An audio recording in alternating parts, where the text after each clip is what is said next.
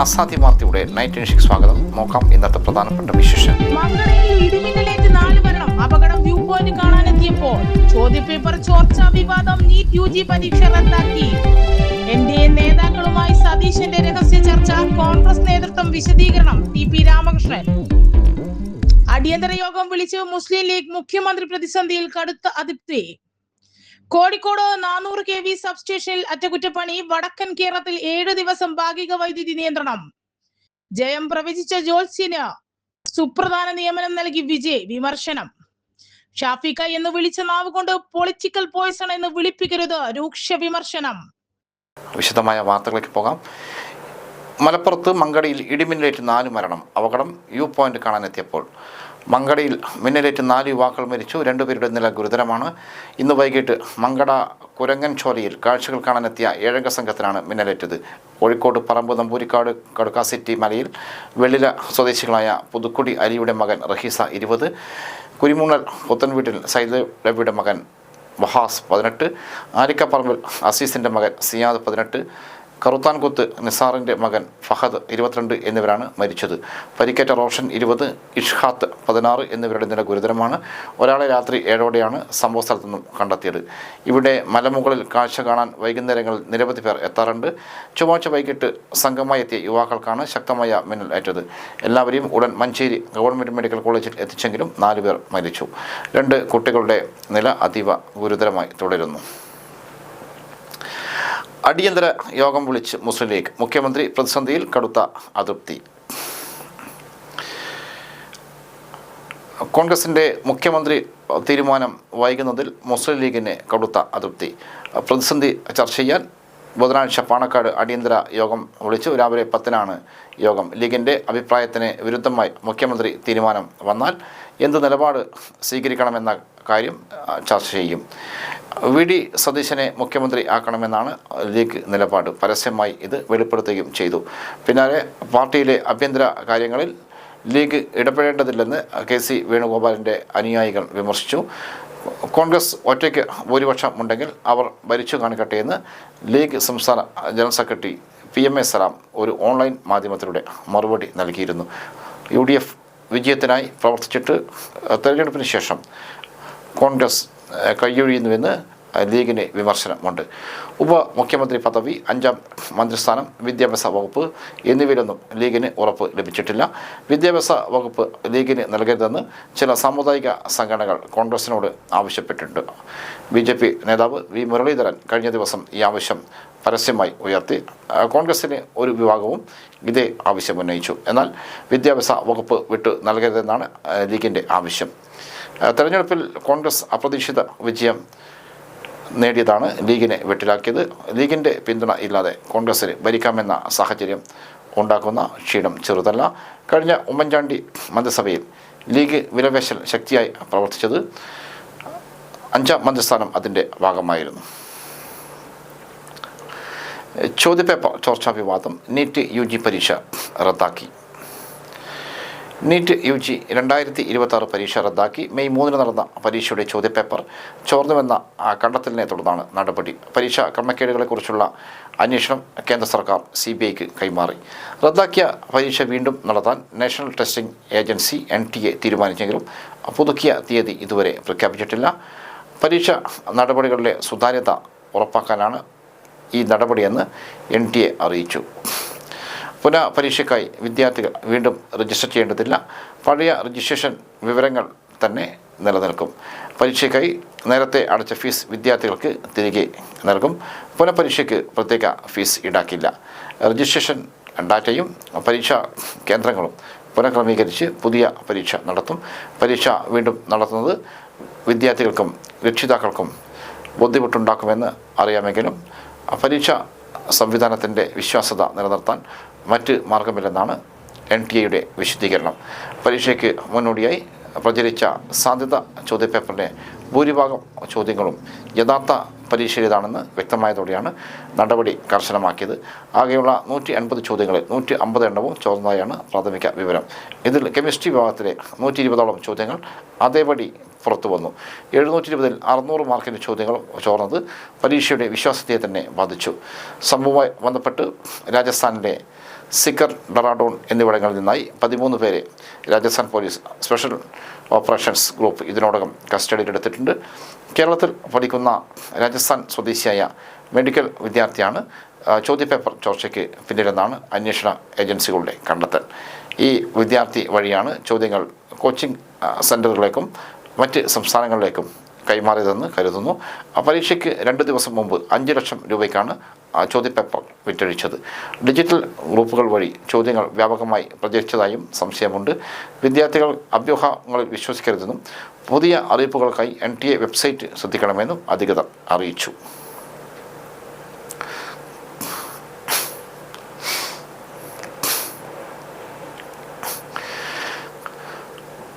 മൂന്നാം ക്ലാസ്സുകാരനെ മർദ്ദിച്ചിട്ടില്ല, അധ്യാപകനെതിരായ ആരോപണം വ്യാജമെന്ന് report. Malappuram Malavattam MKHSMM LP school അധ്യാപകൻ 3ാം ക്ലാസ് വിദ്യാർത്ഥിയെ കമ്പിയും ഇലക്ട്രിക് വയറും ഉപയോഗിച്ച് മർദ്ദിച്ചെന്ന പരാതി വ്യാജമാണെന്ന് ജില്ലാ വിദ്യാഭ്യാസ ഓഫീസറുടെ റിപ്പോർട്ട്. മനുഷ്യാവകാശ കമ്മീഷൻ ജുഡീഷ്യൽ അംഗം K. വൈദ്യുനാഥിൻ്റെ നിർദ്ദേശാനുസരണമാണ് അന്വേഷണം നടത്തി റിപ്പോർട്ട് സമർപ്പിച്ചത്. കടമ്പുഴ സ്വദേശി മുനവർ അലി ചെലുക്കാരൻ്റെ പരാതിയിലാണ് മനുഷ്യാവകാശ കമ്മീഷൻ ഇടപെട്ടത്. ആരോപണ വിധേയനായ അധ്യാപകൻ, പ്രധാന അധ്യാപകൻ, മർദ്ദനമേറ്റെന്ന് പറയുന്ന വിദ്യാർത്ഥി, രക്ഷിതാവ്, PT പ്രസിഡന്റ് എന്നിവരെ നേരിൽ കണ്ട് മൊഴിയെടുത്തു. കുട്ടികൾ തമ്മിൽ തർക്കമുണ്ടായപ്പോൾ അധ്യാപകൻ ഗുണദോഷിക്കുക മാത്രമാണ് ചെയ്തത്. അടിക്കുകയോ ശാരീരികമായി ഉപദ്രവിക്കുകയോ ചെയ്തിട്ടില്ല. 2 കുട്ടികൾ തമ്മിൽ തർക്കമുണ്ടായി. ഒരാൾ മറ്റൊരാളുടെ കഴുത്തിൽ പിടിക്കുന്നത് കണ്ട് ശബ്ദം ഉയർത്തി പറയുക മാത്രമാണ് അധ്യാപകൻ ചെയ്തത്. കുട്ടിയുടെ ശരീരത്തിൽ മർദ്ദനമേറ്റ പാടില്ല. ആശുപത്രിയിൽ ചികിത്സ തേടിയിട്ടില്ലെന്നും റിപ്പോർട്ടിൽ പറയുന്നു. റിപ്പോർട്ട് പരാതിക്കാരൻ അയച്ചെങ്കിലും മറുപടി സമർപ്പിക്കാത്ത സാഹചര്യത്തിൽ പരാതിയിൽ കഴമ്പില്ലെന്ന് കണ്ടെത്തി കമ്മീഷൻ കേസ് തീർപ്പാക്കി. നീറ്റ് പരീക്ഷാ ക്രമക്കേട് ആലയടിച്ചു വിദ്യാർത്ഥി പ്രതിഷേധം. ദേശീയ മെഡിക്കൽ പ്രവേശന പരീക്ഷയായ നീറ്റ് UGയുടെ ചോദ്യപേപ്പർ ചോർന്നതിൽ രാജ്യവ്യാപകമായി വിദ്യാർത്ഥി പ്രതിഷേധം. SFIയുടെ നേതൃത്വത്തിൽ ഡൽഹിയിലും തിരുവനന്തപുരത്തും ഉൾപ്പെടെ പ്രതിഷേധ മാർച്ച് സംഘടിപ്പിച്ചു. തിരുവനന്തപുരത്ത് AG's ഓഫീസിലേക്കായിരുന്നു മാർച്ച്. ബാരിക്കേഡ് മറികടന്ന് പ്രവർത്തകർ അകത്ത് കയറി പ്രതിഷേധിച്ചു. പോലീസ് ലാത്തി വീശി. ഡൽഹിയിൽ കേന്ദ്ര വിദ്യാഭ്യാസ മന്ത്രാലയത്തിന് മുന്നിൽ പ്രതിഷേധിച്ച് SFI പ്രവർത്തകർക്കു നേരെ പോലീസ് ലാത്തി ചാർജ് നടത്തി. ജലപീരങ്കി പ്രയോഗിക്കുകയും ചെയ്തു. പെൺകുട്ടികളെ ഉൾപ്പെടെ വലിച്ചിഴച്ചു. SFI അഖിലേന്ത്യാ പ്രസിഡന്റ് ആദർശ് M. സജി, ഐഷി ഘോഷ് ഉൾപ്പെടെയുള്ള നേതാക്കളെ അറസ്റ്റ് ചെയ്ത് നീക്കി. നീറ്റ് പരീക്ഷയിലെ തുടർച്ചയായ ക്രമക്കേടിൽ രാജ്യവ്യാപകമായ പ്രതിഷേധം ശക്തമാക്കുമെന്ന് ആദർശ് M. സജി പറഞ്ഞു. വിദ്യാഭ്യാസ മേഖലയിലെ കച്ചവടമാണ് കേന്ദ്ര സർക്കാർ നടത്തുന്നത്. ലക്ഷക്കണക്കിന് വിദ്യാർത്ഥികളുടെ ജീവിതമാണ് തുലാസിലേക്കുന്നത്. വിദ്യാർത്ഥി പ്രക്ഷോഭങ്ങളെ അടിച്ചമർത്തി ഒതുക്കാനാകില്ലെന്നും ആദർശ് മാധ്യമങ്ങളോട് പറഞ്ഞു. മെയ് 3 നടന്ന പരീക്ഷയിലെ 600 മാർക്കോളം നൽകുന്ന ചോദ്യങ്ങളാണ് ചോർന്നത്. തുടർന്ന് പരീക്ഷ ഇന്ന് റദ്ദാക്കി. പുതിയ തീയതി പിന്നീട് പ്രഖ്യാപിക്കും. ആരോപണങ്ങൾ CBI അന്വേഷിക്കുമെന്നാണ് ദേശീയ പരീക്ഷാ ഏജൻസി പ്രതികരണം. സംഭവത്തിൽ Rajasthan police special operation group അന്വേഷണം തുടങ്ങി. സിക്കറിലെ പിറാളി റോഡിലുള്ള കോച്ചിംഗ് ഇൻസ്റ്റിറ്റ്യൂട്ട് സമീപം കൺസൾട്ടൻസി ഓഫീസ് നടത്തിയിരുന്ന രാകേഷ് മണ്ഡവാരിയ ഉൾപ്പെടെ 4 ദിവസത്തിനിടെ ഡെറാഡൂൺ, സിക്കർ, ജുഡ്നൂർ എന്നിവിടങ്ങളിൽ നിന്നായി 13 പേരെ കസ്റ്റഡിയിലെടുത്തു. പരീക്ഷയ്ക്ക് 1 ദിവസം മുമ്പ് തന്നെ 410 ചോദ്യങ്ങളുള്ള സാധ്യത ചോദ്യ ബാങ്ക് മത്സരാർത്ഥികൾക്കിടയിൽ പ്രചരിപ്പിച്ചു. ഇതിൽ കെമിസ്ട്രി വിഭാഗത്തിൽ നിന്നുമുള്ള 120ഓളം ചോദ്യങ്ങൾ യഥാർത്ഥ പേപ്പറിലെ ചോദ്യങ്ങൾ തന്നെയാണെന്ന് കണ്ടെത്തിയതാണ് റിപ്പോർട്ട്. കേരളത്തിൽ പഠിക്കുന്ന രാജസ്ഥാനിലെ ചുരുവിൽ നിന്നുമുള്ള മെഡിക്കൽ വിദ്യാർത്ഥിയാണ് ചോദ്യ ബാങ്ക് സിക്കറിലുള്ള ഒരാൾക്ക് അയച്ചു കൊടുത്തതെന്ന് പ്രാഥമിക കണ്ടെത്തൽ. അവിടെ നിന്നും പേയിങ് ഗസ്റ്റ് സ്ഥാപനത്തിലെ നടത്തിപ്പുകാരനോ കൈമാറി. പിന്നീട് രാജസ്ഥാനിലെയും മറ്റ് സംസ്ഥാനങ്ങളിലെയും കോച്ചിംഗ് സെന്ററുകളുമായി ബന്ധപ്പെട്ട ശൃംഖലകൾ വഴി വിദ്യാർത്ഥികൾക്കും ഉദ്യോഗാർത്ഥികൾക്കും ഇടയിൽ പ്രചരിച്ചു. പരീക്ഷയ്ക്ക് 2 ദിവസം മുമ്പ് ചോദ്യപേപ്പറിന്റെ പകർപ്പുകൾ 5 ലക്ഷം രൂപയ്ക്ക് വിറ്റു. വിവിധ ഗ്രൂപ്പുകളിലൂടെ വിവരങ്ങൾ ഡിജിറ്റൽ രൂപത്തിൽ വ്യാപകമായി കൈമാറ്റം ചെയ്യപ്പെട്ടതായും സംശയമുണ്ട്. ജയം പ്രഖ്യാപിച്ച ജോത്സ്യന് സുപ്രധാന നിയമം നൽകി വിജയ്. വിമർശനം. തമിഴ്നാട്ടിൽ TVK അധികാരത്തിലെത്തുമെന്ന് പ്രവചിച്ച ജോത്സ്യന് സർക്കാർ നിയമനം നൽകിയ മുഖ്യമന്ത്രി വിജയുടെ നടപടിയിൽ വിമർശനം.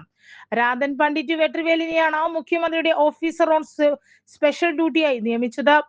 രാഷ്ട്രീയക്കാരുടെയും താരങ്ങളുടെയും ജോത്സ്യൻ എന്ന് സ്വയം വിശേഷിപ്പിക്കുന്ന രാധൻ പണ്ഡിറ്റ് 180 സീറ്റോടെ TVK അധികാരത്തിലെത്തുമെന്ന് ജനുവരിയിൽ പ്രവചിച്ചിരുന്നു. ഏപ്രിൽ ഇത് 150-ന് മുകളിൽ സീറ്റോടെയെന്ന് തിരുത്തി. സർക്കാർ രൂപീകരിക്കാൻ TVKക്ക് പിന്തുണ നൽകിയ കക്ഷികൾ വിജയുടെ നടപടികൾ വിമർശനം ഉന്നയിച്ചു. ശാസ്ത്രീയ മനോഭാവം വളർത്തുക എന്നത് സർക്കാരിന്റെ കടമയാണെന്നും ജോത്സ്യനായ ഒരാളെ സർക്കാർ ചിലവിൽ ഉദ്യോഗസ്ഥനായി നിയമിക്കരുതെന്നും CPM കേന്ദ്ര കമ്മിറ്റി അംഗം P. ഷൺമുഖൻ പറഞ്ഞു. മുഖ്യമന്ത്രിയുടെ പൊളിറ്റിക്കൽ വിംഗ് സെക്രട്ടറിയായി പ്രഖ്യാപിക്കപ്പെട്ട രാധൻ പണ്ഡിറ്റ് അടിസ്ഥാനപരമായി ഒരു ജ്യോതിഷനാണ്. ഇങ്ങനെയുള്ള ഒരാളെ സർക്കാർ ചിലവിൽ ഉദ്യോഗസ്ഥനായി നിയമിക്കുന്നത് ജനങ്ങളിൽ ജ്യോതിഷത്തോടുള്ള വിശ്വാസം വർദ്ധിപ്പിക്കാനേ സഹായിക്കൂ. സർക്കാരിന്റെ ഈ നിയമനം അംഗീകരിക്കാനാവില്ല. അദ്ദേഹം രാഷ്ട്രീയ ഉപദേശം നൽകുന്നതും സ്വീകാര്യമല്ല. P. ഷൺമുഖൻ പറഞ്ഞു. ഒരു മതേതര സർക്കാരിൽ ഇത് അംഗീകരിക്കാനാവില്ലെന്നും മുഖ്യമന്ത്രി വിജയ് ഈ തീരുമാനം പുനഃപരിശോധിക്കണമെന്നും VCK general secretary T. Ravikumar എക്സിൽ പോസ്റ്റ് ചെയ്തു. അന്തരിച്ച മുഖ്യമന്ത്രി ജയലളിതയുടെ അടക്കം നിരവധി രാഷ്ട്രീയക്കാരുടെയും ജ്യോത്സ്യനാണ് രാധൻ പണ്ഡിറ്റ് വെട്രിവേൽ. അനധികൃത സ്വത്ത് സമ്പാദന കേസിൽ ജയലളിത ജയിലിൽ പോകില്ലെന്ന വെട്രിവേലിന്റെ പ്രവചനം തെറ്റിയതോടെ അവർ തമ്മിലുള്ള ബന്ധത്തിൽ വിള്ളൽ വീണിരുന്നു. കണ്ണൂരിൽ നിയന്ത്രണം വിട്ട ലോറി കുളത്തിൽ വീണു. കണ്ണൂർ ടൗണിനടുത്തുള്ള മക്കാനി ആനക്കുളത്തിലേക്ക് ലോറി മറിഞ്ഞു. ബ്രേക്ക് നഷ്ടപ്പെട്ടതിനെ തുടർന്ന് മുന്നോട്ട് ഉരുണ്ട് ലോറി കുളത്തിലേക്ക് വീഴുകയായിരുന്നു. ഉച്ചയ്ക്ക് 1:45 സംഭവം. അപകട സമയത്ത് കുളത്തിൽ കുട്ടികൾ കുളിച്ചുകൊണ്ടിരിക്കുകയായിരുന്നു. എന്നാൽ ലോറിയുടെ നിയന്ത്രണം നഷ്ടപ്പെട്ടയുടൻ ഡ്രൈവർ ബഹളം വെച്ചതിനെ തുടർന്ന് കുട്ടികൾ ഉൾപ്പെടെയുള്ളവർ ഓടി മറിയുന്നതിനായാണ് ദുരന്തം ഒഴിവായത്. അപകടത്തിൽ ആർക്കും പരിക്കുകളോ അപായങ്ങളോ ഇല്ല. കുളത്തിന് മുകളിലുള്ള കുത്തനെയുള്ള റോഡിൽ നിന്നും ലോഡ് കയറ്റുന്നതിനുമായി നിർത്തിയിട്ടിരുന്ന ലോറിയാണ് അപകടത്തിൽപ്പെട്ടത്. ലോറി ഉരുണ്ടു പോകാതിരിക്കാൻ ടയറിന്റെ മുൻപിൽ കട്ട വെച്ചിട്ടുണ്ടായിരുന്നു. എന്നാൽ പെട്ടെന്ന് വണ്ടിയുടെ നിയന്ത്രണം വിട്ട് മുന്നോട്ടേക്ക് പോയി ആനക്കുളത്തിലേക്ക് പതിക്കുകയായിരുന്നു.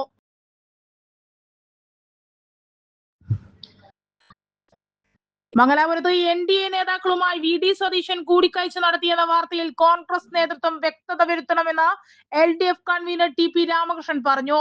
മെയ് 1 രാവിലെ പ്രത്യേക വിമാനത്തിൽ സതീശൻ മംഗലാപുരത്തേക്ക് പോയെന്നും സ്വർണ്ണ കവർച്ചയിൽ SIT ചോദ്യം ചെയ്ത റജികുമാർ എന്ന വ്യക്തിക്കൊപ്പം ഉണ്ടായിരുന്നുവെന്നുമാണ് വാർത്തകൾ വന്നത്. ഈ യാത്രയിൽ അദാനി ഗ്രൂപ്പിന്റെ പ്രസിഡന്റിനെ സതീശൻ കാണുകയായിരുന്നു. കർണാടകയിലെ NDA നേതാവായ BM ഫാറൂവിന്റെ വസതിയിൽ വെച്ചാണ് കൂടിക്കാഴ്ച നടത്തിയത്. ഇത് സംബന്ധിച്ച് കർണാടക കോൺഗ്രസ് കമ്മിറ്റി AICC നേതൃത്വത്തിന് പരാതി നൽകിയെന്ന വാർത്തയും പുറത്തു വന്നു. വളരെ ഗുരുതരമായ വാർത്തയാണ് പുറത്തു വന്നിരിക്കുന്നതെന്നും KPCC AICC നേതൃത്വങ്ങൾ ഇതിൽ വിശദീകരണം നൽകണമെന്നും LDF കൺവീനർ വാർത്താ സമ്മേളനത്തിൽ ആവശ്യപ്പെട്ടു. മുഖ്യമന്ത്രി ആരെന്നതിൽ ഹൈക്കമാൻഡിന്റെ തീരുമാനം വൈകുകയാണ്. ജനവിധി മാനിക്കാൻ കോൺഗ്രസും UDFും തയ്യാറാകണം. എന്നാൽ കേരളത്തിൽ സർക്കാർ രൂപീകരിച്ചില്ലെങ്കിലും സർക്കാർ ഭാഗമായി നടക്കേണ്ട ഭരണ നടപടികൾ തുടരുകയാണ്. സംഘടനാ ഭാരവാഹികൾ നൽകുന്ന ലിസ്റ്റിന് അനുസരിച്ച് സർക്കാർ ജീവനക്കാരെ തലങ്ങും വിലങ്ങും സ്ഥലം മാറ്റുകയാണ്. സർക്കാർ പോലും രൂപീകരിക്കുന്നതിന് മുൻപേ ഉദ്യോഗസ്ഥരെ ഉപയോഗിച്ചുള്ള ഇത്തരം നടപടികൾ ജനാധിപത്യത്തിൽ ചേർന്നതല്ല. ജനദ്രോഹ നടപടികൾക്കും UDF തുടക്കം കുറിച്ചു കഴിഞ്ഞു. 13-ന് ആവശ്യ സാധനങ്ങൾക്ക് LDF സർക്കാർ വില വർദ്ധിപ്പിച്ചിരുന്നില്ല. പിന്നീട് ഒരിക്കൽ വില കൂട്ടിയത് മന്ത്രിസഭയോ യോഗം തീരുമാനിച്ചത് പ്രകാരമാണ്. എന്നാൽ സപ്ലൈകോയുടെ അരിവില വർദ്ധിച്ചു വരികയാണ്. ഇപ്പോൾ സാധാരണ നിലയിൽ മന്ത്രിസഭയോ ഭാഗമായാണ് വിലയിൽ മാറ്റം വരുത്തേണ്ടത്. സപ്ലൈകോ ഡിപ്പോകളിലൂടെ വിതരണം ചെയ്യുന്ന അരിക്ക് 2 രൂപ വർദ്ധിപ്പിച്ചു എന്നാണ് ലഭിക്കുന്ന വിവരം. ഈ നടപടി അങ്ങേയറ്റം പ്രതിഷേധാർഹമാണ്. പുതിയ സർക്കാരിന് വികസന ജനക്ഷേമ പ്രവർത്തനങ്ങൾക്ക് എല്ലാവിധ പിന്തുണയും LDF നൽകും. ന്യായം എല്ലാ പ്രശ്നങ്ങളിലും ആവശ്യമായ സഹായം ഉണ്ടാകുമെന്നും TP രാമകൃഷ്ണൻ പറഞ്ഞു. ഷാഫിക്ക എന്ന് വിളിച്ച നാവ് കൊണ്ട് പൊളിറ്റിക്കൽ പോയിസൺ എന്ന് വിളിപ്പിക്കരുത്. രൂക്ഷ വിമർശനം. മുഖ്യമന്ത്രി സ്ഥാനത്തേക്ക് AICC ജനറൽ സെക്രട്ടറി KC വേണുഗോപാലിനെ പിന്തുണച്ച KPCC വൈസ് പ്രസിഡന്റ് ഷാഫി പറമ്പിലിനെതിരെ രൂക്ഷ വിമർശനവുമായി UDF അണികളെ ഒരു വിഭാഗം VD സതീശനെ മാറ്റി നിർത്തുന്നതിനുള്ള ഗൂഢാലോചനയിൽ യഥാർത്ഥ വില്ലൻ ഷാഫിയാണെന്നും വേണുഗോപാലിന് വേണ്ടി ഷാഫി സതീശനെ ഒറ്റുകൊടുക്കുകയാണെന്നും പ്രവർത്തകർ ആരോപിക്കുന്നു. കർട്ടന് പിന്നിൽ കളിക്കുന്ന MBയെ കുറിച്ച് ആർക്കും മനസ്സിലാവില്ല എന്നും കരുതരുതെന്നും ഇന്നല്ലെങ്കിൽ നാളെ ജനങ്ങൾ തിരിച്ചറിയുമെന്നും അണികൾ സോഷ്യൽ മീഡിയയിൽ വെളിപ്പെടുത്തുന്നു. ഷാഫിക്ക എന്ന വിളിച്ച നാവ് കൊണ്ട് പൊളിറ്റിക്കൽ പോയ്സൺ എന്ന് വിളിപ്പിക്കരുത് എന്നായിരുന്നു മറ്റൊരു UDF അണിയുടെ പ്രതികരണം. KC ഗ്രൂപ്പല്ല, ഷാഫി ഗ്രൂപ്പാണ് സതീശനെതിരെ തിരഞ്ഞെടുക്കുന്നതെന്ന് മറ്റൊരാൾ അഭിപ്രായപ്പെട്ടു. കർട്ടന് പിന്നിൽ എല്ലാത്തിനും കടിഞ്ഞാൽ പിടിച്ച് PR ഗിമ്മിക്കുള്ള എല്ലാ കാലത്തും ആളുകളെ പിടിച്ചിരുത്താനാകില്ലെന്നും ഷാഫിക്ക് വിമർശനമുണ്ട്. ഷാഫി ഷോഫിയാണോ എന്ന് സംശയിക്കുന്നു. ഇവർ ഗ്രൂപ്പ് കളിച്ച് മുന്നോട്ട് പോകാനാണ് പരിപാടിയെങ്കിൽ ജനം വിഡ്ഢികളല്ല എന്ന് മനസ്സിലാക്കുന്നത് നല്ലതാണ്. മറ്റൊരാൾ പ്രതികരിച്ചു. VD സതീശന്റെ അനുകൂലികൾ ഷാഫി പറമ്പിലിനെതിരെ നടത്തുന്ന പ്രതികരണങ്ങളിൽ ചിലത് ഷാഫിയുടെ ഫേസ്ബുക്ക് പേജിലൂടെ രൂക്ഷ വിമർശനങ്ങളാണ് ഉയരുന്നത്. വേണുഗോപാലിനെ പിന്തുണച്ച VS ജോയ്ക്കും KM അഭിജിത്തിനുമെതിരെയും വിമർശനങ്ങളുണ്ട്. കോഴിക്കോട് 400 kV സബ്സ്റ്റേഷൻ അറ്റകുറ്റപ്പണി. വടക്കൻ കേരളത്തിൽ 7 ദിവസം ഭാഗിക വൈദ്യുതി നിയന്ത്രണം. വടക്കൻ കേരളത്തിലെ 4 ജില്ലകളിൽ ഇന്നു മുതൽ ഭാഗിക വൈദ്യുതി നിയന്ത്രണം ഏർപ്പെടുത്തുന്നു. കോഴിക്കോട്, വയനാട്, കണ്ണൂർ, കാസർഗോഡ് എന്നീ ജില്ലകളിലാണ് വരും ദിവസങ്ങളിൽ വൈദ്യുതി തടസ്സപ്പെടാൻ സാധ്യത ഉള്ളതെന്ന് KSEB അറിയിച്ചു. പവർ ഗ്രിഡ് കോർപ്പറേഷൻ്റെ കോഴിക്കോട്ടെ 400 kV സബ്സ്റ്റേഷനിൽ അടിയന്തര അറ്റകുറ്റപ്പണികൾ നടത്തുന്നതിനാണ് നിയന്ത്രണം. സബ്സ്റ്റേഷനിലെ 220 kV ബുഷിങ്ങിൽ സംഭവിച്ച തകരാർ പരിഹരിക്കുന്നതിനായുള്ള പ്രവർത്തനങ്ങളാണ് നടക്കുന്നത്. ഇന്നു മുതൽ 7 ദിവസത്തേക്കാണ് നിയന്ത്രണം ഏർപ്പെടുത്തിയിരിക്കുന്നത്. കാലവർഷം എത്തുന്നതിന് മുൻപ് അറ്റകുറ്റപ്പണികൾ പൂർത്തിയാക്കിയില്ലെങ്കിൽ വരും മാസങ്ങളിൽ വലിയ രീതിയിലുള്ള വൈദ്യുതി പ്രതിസന്ധിക്ക് കാരണമാകുമെന്നതാണ് യുദ്ധകാല അടിസ്ഥാനത്തിൽ പണികൾ ആരംഭിച്ചത്. വൈദ്യുതി തടസ്സം നേരിടുന്നതിൽ KSEB ഖേദം പ്രകടിപ്പിച്ചു. ഉപഭോക്താക്കൾ സഹകരിക്കണമെന്ന് അധികൃതർ അഭ്യർത്ഥിച്ചു. തകരാർ എത്രയും വേഗം പരിഹരിച്ച് വൈദ്യുതി വിതരണം സാധാരണ നിലയിലാക്കാനുള്ള ശ്രമങ്ങൾ തുടരുകയാണെന്നും KSEB അറിയിച്ചു. ഗർഭാശയകള ക്യാൻസർ പ്രതിരോധ വാക്സിൻ മെയ് 31 വരെ ലഭിക്കും. കണ്ണൂർ ജില്ലയിൽ 7959 പെൺകുട്ടികൾ വാക്സിൻ സ്വീകരിച്ചു. ഗർഭാശയകള ക്യാൻസർ പ്രതിരോധിക്കുന്നതിന് 14 വയസ്സ് പൂർത്തിയായ പെൺകുട്ടികൾക്ക് സർക്കാർ ആരോഗ്യ കേന്ദ്രങ്ങളിലൂടെ നൽകുന്ന HPV വാക്സിൻ മെയ് 31 വരെ ലഭ്യമാകും. ജില്ലയിലെ 23,512 കുട്ടികൾ 7,959 പേർ നേരിട്ട് ആരോഗ്യ കേന്ദ്രങ്ങൾ എത്തി വാക്സിൻ സ്വീകരിച്ചു. മെയ് 31 വാക്സിൻ നൽകാനുള്ള സജ്ജീകരണങ്ങൾ ജില്ലയിലെ 112 ആരോഗ്യ കേന്ദ്രങ്ങളിൽ ഏർപ്പെടുത്തിയിട്ടുണ്ട്.